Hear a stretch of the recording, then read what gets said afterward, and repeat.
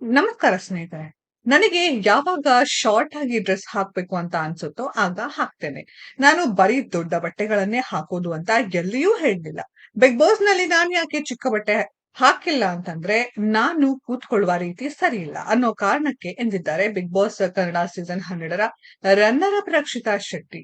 Big boss Kannada season 12 ಕಾರ್ಯಕ್ರಮದ first runner up ಆಗಿ ಗಮನ ಸೆಳೆದ ರಕ್ಷಿತಾ ಶೆಟ್ಟಿ ಅವರು ಮನೆಯಲ್ಲಿ ಸಾಮಾನ್ಯವಾಗಿ ಸಖತ್ ಸಿಂಪಲ್ ಮತ್ತು ದೊಡ್ಡದಾದ ಬಟ್ಟೆಗಳನ್ನೇ ಧರಿಸ್ತಿದ್ರು. ಯೂಟ್ಯೂಬ್ ವ್ಲಾಗ್‌ಗಳಲ್ಲಿ ಮಾಡರ್ನ್ ಡ್ರೆಸ್‌ಗಳನ್ನ ಧರಿಸ್ತಿದ್ದ ರಕ್ಷಿತಾ ಶೆಟ್ಟಿ ಬಿಗ್ ಬಾಸ್‌ನಲ್ಲಿ ಯಾಕೆ ಆ ರೀತಿ ಡ್ರೆಸ್ ಮಾಡ್ಕೊಂಡಿಲ್ಲ? ಇದು ಸ್ಟ್ರಾಟಜಿ ಅಥವಾ ಸಿಂಪತಿನ ಎಂಬ ಪ್ರಶ್ನೆಗೆ ಸ್ವತಃ ಅವರೇ ಉತ್ತರ ನೀಡಿದ್ದಾರೆ. ಏನಂದ್ರು?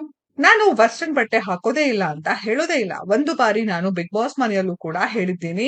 ನನಗೆ ಯಾವಾಗ ಶಾರ್ಟ್ ಡ್ರೆಸ್ ಹಾಕ್ಬೇಕು ಅಂತ ಅನ್ಸುತ್ತೋ ಆಗ ಹಾಕ್ತೇನೆ. ನಾನು ಬರೀ ಲಾಂಗ್ ಬಟ್ಟೆಗಳನ್ನೇ ಹಾಕೋದು ಅಂತ ನಾನು ಎಲ್ಲಿಯೂ ಹೇಳಲಿಲ್ಲ. ಬಿಗ್ ಬಾಸ್‌ನಲ್ಲಿ ನಾನು ಯಾಕೆ ಚಿಕ್ಕ ಚಿಕ್ಕ ಬಟ್ಟೆ ಹಾಕಿಲ್ಲ ಅಂತಂದ್ರೆ, ನಾನು ಕೂತ್ಕೊಳ್ಳುವ ರೀತಿ ಇದೆ ಅಲ್ವಾ?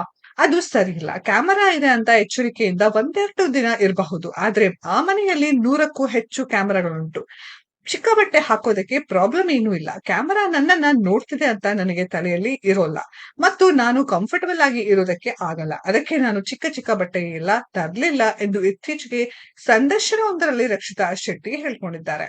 ನಾನು ನನ್ನ ವ್ಲಾಗ್‌ನಲ್ಲಿ ಬೀಚ್‌ಗೆಲ್ಲ ಹೋದಾಗ ಚಿಕ್ಕ ಚಿಕ್ಕ ಬಟ್ಟೆ ಹಾಕ್ತೀನಿ. ವ್ಲಾಗ್‌ನಲ್ಲಿ ನಾನು ನೈಟಿ ಕೂಡ ಹಾಕಿದ್ದೀನಿ. ಬಿಗ್ ಬಾಸ್ ಮನೆಯಲ್ಲಿ ನೈಟಿ ಹಾಕಿದ್ದೀನಾ?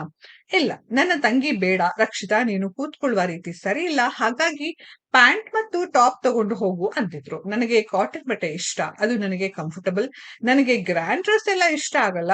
ರೀಲ್ ಶೂಟ್‌ಗಾಗಿ ನಾನು ಚೆನ್ನಾಗಿ ಡ್ರೆಸ್ ಮಾಡ್ತಿದ್ದೆ. ಯಾಕಂದ್ರೆ ಪ್ರಮೋಟರ್ಸ್ ನನಗೆ ಹಣ ಕೊಡ್ತಾರೆ ಅಂದ್ರೆ ಅವರಿಗೆ ನನ್ನ ಮೇಲೆ ಸ್ವಲ್ಪ ನಿರೀಕ್ಷೆ ಇರುತ್ತೆ. ಹಾಗಾಗಿ ಪ್ರಮೋಷನ್ ವಿಡಿಯೋಗಾಗಿ ನಾನು ಆ ರೀತಿ ಬಟ್ಟೆ ಖರೀದಿಸ್ತೀನಿ ಎಂದಿದ್ದಾರೆ ರಕ್ಷಿತಾ ಶೆಟ್ಟಿ. ಸ್ನೇಹಿತರೆ, ಇದರ ಬಗ್ಗೆ ನಿಮ್ಮ ಅನಿಸಿಕೆಯನ್ನ ಕಾಮೆಂಟ್ ಬಾಕ್ಸ್ ಅಲ್ಲಿ ಕಾಮೆಂಟ್ ಮಾಡಿ.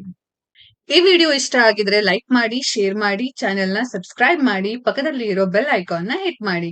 ಮುಂದಿನ ವಿಡಿಯೋದಲ್ಲಿ ಭೇಟಿಯಾಗೋಣ. ಧನ್ಯವಾದಗಳು.